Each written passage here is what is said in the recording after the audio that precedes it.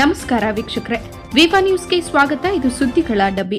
ಮುಖ್ಯಮಂತ್ರಿ ಸಿದ್ದರಾಮಯ್ಯ ಅವರ ಪಾವಗಡ ಪ್ರವಾಸದ ಹಿನ್ನೆಲೆ ಸಿದ್ಧತೆಗಳು ನಡೆಯುತ್ತಿರುವ ಸಂದರ್ಭದಲ್ಲಿ ಕಾಂಗ್ರೆಸ್ ಪಕ್ಷದ ಮುಖಂಡ ಅನಿಲ್, ಪುರಸಭಾ ಮಾಜಿ ಅಧ್ಯಕ್ಷೆ ಸುಮಾ ಅನಿಲ್ ಮನೆಯಲ್ಲಿ ದುಷ್ಕರ್ಮಿಗಳು ದಾಳಿ ಮಾಡಿರುವ ಘಟನೆ ಗುರುವಾರ ಸಂಜೆ 6 ಗಂಟೆಯಲ್ಲಿ ನಡೆದಿದೆ.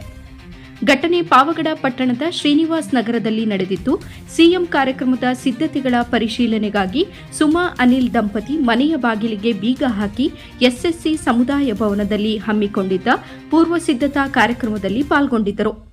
ದುಷ್ಕರ್ಮಿಗಳು ಬೀಗ ಮುರಿದು ಮನೆಗೆ ನುಗ್ಗಿದ್ದು, ಲಕ್ಷಾಂತರ ರೂಪಾಯಿ ಮೌಲ್ಯದ ಚಿನ್ನಾಭರಣ ಹಾಗೂ ನಗದನ್ನ ಕಳವು ಮಾಡಿದ್ದಾರೆ.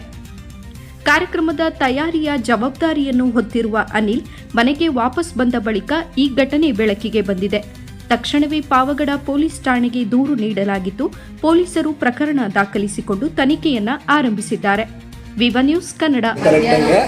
ನಾವೆಲ್ಲ ಕಾಂಗ್ರೆಸ್ ನಮ್ಮ ಫಂಕ್ಷನ್ ಇತ್ತು, ಮೊನ್ನೆ ಮುಖ್ಯಮಂತ್ರಿ ಸಿದ್ದರಾಮಯ್ಯನವರು ಬರ್ತಾರೆ ಅಂತ ಹೇಳ್ಬಿಟ್ಟು ನಾನು ನಮ್ಮ ಮಿಸಸ್ ಇಬ್ಬರು ಆ ಒಂದು ಫಂಕ್ಷನ್ಗೆ ಹೋಗಿದ್ವಿ. ನಮ್ಮಮ್ಮರೊಬ್ಬರೇ ಇದ್ದರು. ಬೀಗ ಹಾಕ್ಕೊಂಡು ನಮ್ಮ ತಮ್ಮನ ಮನೆಗೆ ಹೋದರು. ಅಷ್ಟರೊಳಗೆ ನಾವು ಅವ್ರು ಬಂದು ನೋಡೋಷ್ಟಕ್ಕೆ ಬೀಗ ಹೊಡೆದ್ಬಿಟ್ಟು ಒಂದು ಸ್ವಲ್ಪ ಬಂಗಾರ ಅದೆಲ್ಲ ಕತ್ಕೊಂಡು ಹೋಗಿದ್ದಾರೆ. ಯಾವ ಟೈಮಿಂಗ್ ಆಗಿರೋದು? 2:45 ಕರೆಕ್ಟಾಗಿ. ಯಾರು ಮನೇಲಿ ಯಾರು ಇರಲಿಲ್ಲ? ಮನೇಲಿ ಯಾರೂ ಇರಲಿಲ್ಲ. ಬೀಗ ಹಾಕಿದ್ರು, ಬೀಗನ ಹೊಡೆದಿದ್ದಾರೆ. ಹೊಡೆದು ಅವೆಲ್ಲ ತೊಗೊಂಡೋಗಿದ್ದಾರೆ.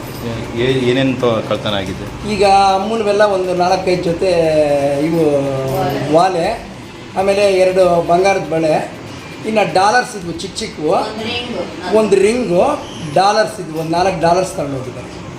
ನೀವು ಊರಲ್ಲೇ ಇದ್ದೀರಾ? ಒಂದು ಕಾರ್ಯಕ್ರಮಕ್ಕೆ ಹೋಗಿರೋದಷ್ಟೇ? ಹೌದೌದು, ಒಂದು 20 ಮಿನಿಟ್ಸ್ ಮಾಡ್ಕೊಂಡು ಹೋಗಿದ್ದಾರೆ.